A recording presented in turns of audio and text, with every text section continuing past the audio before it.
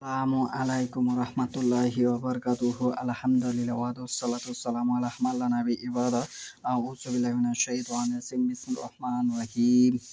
Kutiba alaikumul qita'alu wa huwa kurhul lakum wa asa an takrahu syai'a wa huwa khairul lakum wa asa an tuhibbu syai'a wa huwa syarrul lakum.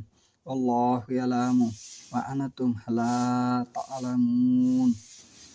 আজকের বক্তব্যের বিষয় হলো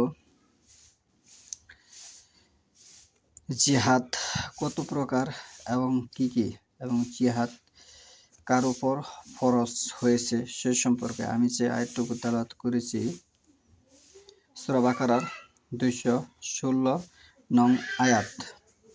আল্লাহ বলতেছে, তোমাদের জন্য যুদ্ধ ফরজ করা হয়েছে, অথচ তোমাদের কাছে তা অপছন্দনীয়। তবে এমন হতে পারে যে তোমরা একটা জিনিস অপছন্দ করো, অথচ সেটা তোমাদের জন্য ভালো। আবার এমনও হতে পারে যে তোমরা একটা জিনিস পছন্দ করো, অথচ সেটা তোমাদের জন্য খারাপ।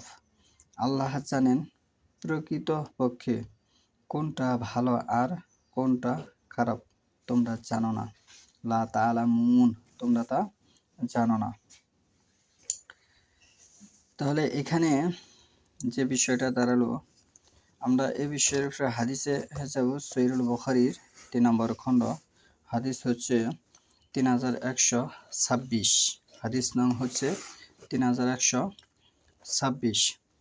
আবু মুসা আশআরী রাদিয়াল্লাহু আনহু হতে বর্ণিত, তিনি বলেন, এক বেদিন নবী সাল্লাল্লাহু আলাইহি সাল্লামের নিকট প্রশ্ন করল যে কেউ যুদ্ধ করে গনিমত লাভের জন্য, কেউ যুদ্ধ করে খ্যাতি অর্জনের উদ্দেশ্যে, আর যুদ্ধ করে বীরত্ব প্রদর্শনের জন্য, এদের মধ্যে কে আল্লাহর পথে যুদ্ধ করল? তখন আল্লাহর রাসূল সাল্লাল্লাহু আলাইহি সাল্লাম বলেন, যে ব্যক্তি আল্লাহর কালেমা উঁচু করার উদ্দেশ্যে জিহাদ করে, সেই আল্লাহর রাহে জিহাদকারী, সেই আল্লাহর কাছে জিহাদকারী। তাহলে এখানে জিহাদ যেহেতু ফরজ, জিহাদ যেহেতু করতে হবে, প্রত্যেকটা মুসলিমের উপর জিহাদ করা ফরজ। কিন্তু এখানে যে বিষয়টা এখন দাঁড়ালো, জিহাদ করলে একজন আমির থাকতে হবে, সারা বাংলাদেশে একজন আমির থাকতে হবে, এবং সে আমিরের হাতে বায়াত গ্রহণ করতে হবে। সে আমিরের যদি নির্দেশনা দেয়, তাহলে আপনার জিহাদ ফরজ হবে প্রত্যেকটা মুসলমানের জন্য।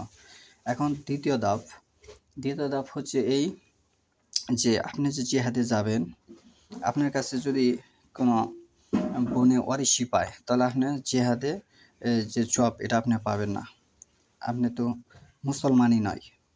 আপনার কাছে, আপনি যদি কারো ধন সম্পদ জেনে শুনে আত্মসাৎ করে খেয়ে থাকেন, তাহলে আপনার জিহাদে কোনো 5 পয়সার মূল্য হবে না।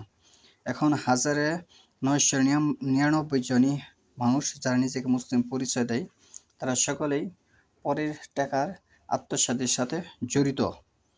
1999 জন, আমি কাউকে ঢালাওভাবে একজনকে বলিনি, আমি 1999 জনকে বলতেছি যারা নিজেকে মুসলিম পরিচয় দেয়, মুসলিম হিসাবে জানে, তারা কিন্তু পরের আত্মসাতের উপরে সাথে জড়িত, সুদের সাথে জড়িত, জিনার সাথে জড়িত।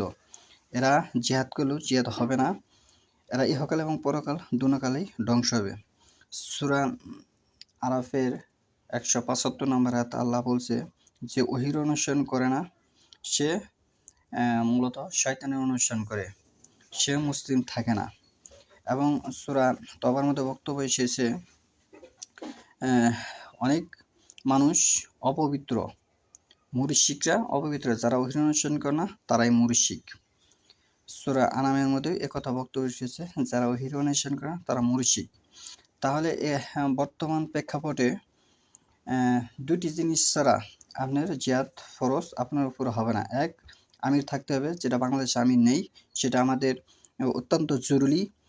প্রত্যেকটা মানুষ একত্র হতে হবে। সারা দেশে এখন বিশৃঙ্খলা নিয়ে দেখা দিচ্ছে। এজন্য প্রত্যেকটা মুসলমান একত্রিত হওয়া ফরজ। এবং দ্বিতীয়ত আমিরের হাতে বায়আত হওয়া ফরজ। তৃতীয়ত এবং জিহাদ করতে হবে, এটা আল্লাহর হুকুম। এই হুকুমের যদি কেউ খেয়ানত করে তাহলে সে ইসলাম থেকে খারিজ হয়ে যাবে, তার কালেমা বাতিল হিসেবে গণ্য হবে। সূরা ইউনূসের ৯০ নম্বর আয়াত আপনি পড়ে দেখুন।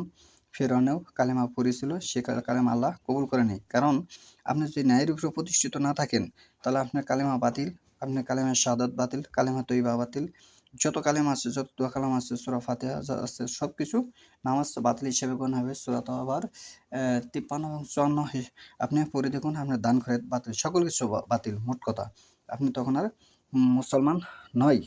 এটি কোরআন হাদিসে স্পষ্ট ফুটে উঠেছে। এবং জিহাদ এর অনেকগুলো অর্থ আছে। যেমন একটি অর্থ আছে আপনার চেষ্টা করা, যেমন নিজের পরিবারকে ভালোর দিকে ধাবিত করা, হালালের উপর প্রতিষ্ঠিত করা থাকা, এগুলি জিহাদের আওতাধীন। সত্য প্রতিষ্ঠা করা, এগুলি জিহাদের আওতাধীন। এবং কেউ যদি একলা একলা কোনো কাজ করে ফেলে, কোনো অঘটন ঘটায়, সেটা জিহাদ হিসেবে গণ্য হবে না, সেটা সন্ত্রাসী হিসেবে গণ্য হবে। সূরা বাকারার প্রথম দিকে এটি বক্তব্য যে তোমরা ফ্যাসাদ সৃষ্টি করো না। তাহলে একটি হচ্ছে জিহাদ, একটি হচ্ছে ফ্যাসাদ। কোনটি ফ্যাসাদ কোনটি জিহাদ যদি আমিরের না থাকে তাহলে সেটা ফ্যাসাদ হিসাবে গণ্য হবে।